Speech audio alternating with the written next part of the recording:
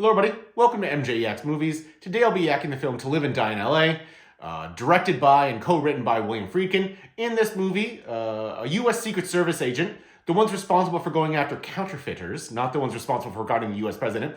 He has a partner that's days away from retiring, but in those days he goes on a mission to check out a counterfeiter lair. He's untimely murdered by a counterfeiter, the counterfeiter really, and one of his goons. And then the Secret Service vows revenge, let's say. Along the way, he's helped out by his stooly girlfriend.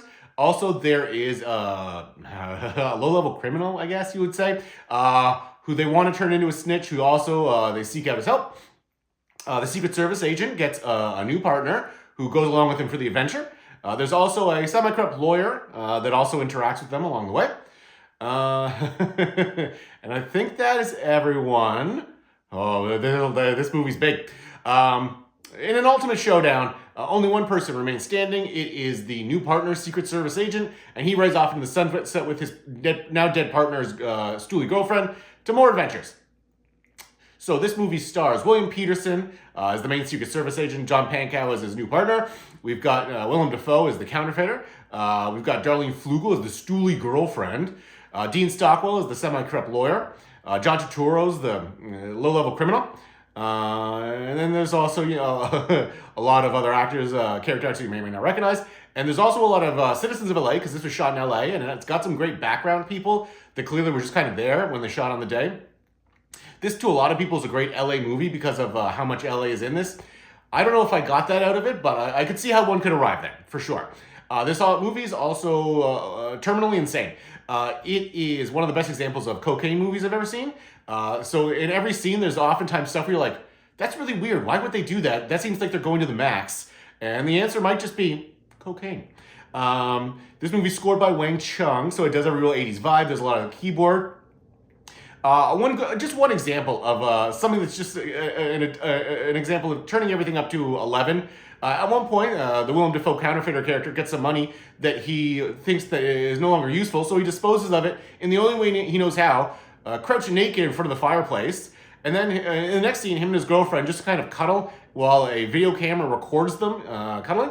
And then we move on. And outside of a moment later at the end of the movie, that never really comes back in. I would say that for me, also the amount of things that are not done by the books in this movie has to be over 100. Almost everything that the cops do in this movie is illegal, starting right with the illegal search of the counterfeiter lair. This movie starts, by the way, I didn't really mention it, but it starts with an attempt to kill the president. And that never really comes back either, outside of the Secret Service agent just wanting to say that he needs to get out of the game. But at one point with that, the William Peterson Secret Service character says, I've got to do this and this, or there's an alert of some sort. And we see the next shot is of the other Secret Service partner holding the earbud to his ear and nodding. Did we need that? Absolutely not. I understood that he'd just spoken to someone. I didn't need a second shot of that to confirm to me that it just happened, but we get it in this movie, just like everything else. So, overall, I would say, is this movie worth watching? If you are ever have any interest in cocaine cinema, absolutely. But if you don't like unhinged movies where just everybody's making insane choices, then you might not enjoy this one. So I would say for me, between yay and in between, this is a yay. Not essential viewing, but definitely a fun view. But let me know what you guys think in the comments. Like and subscribe. Cheers.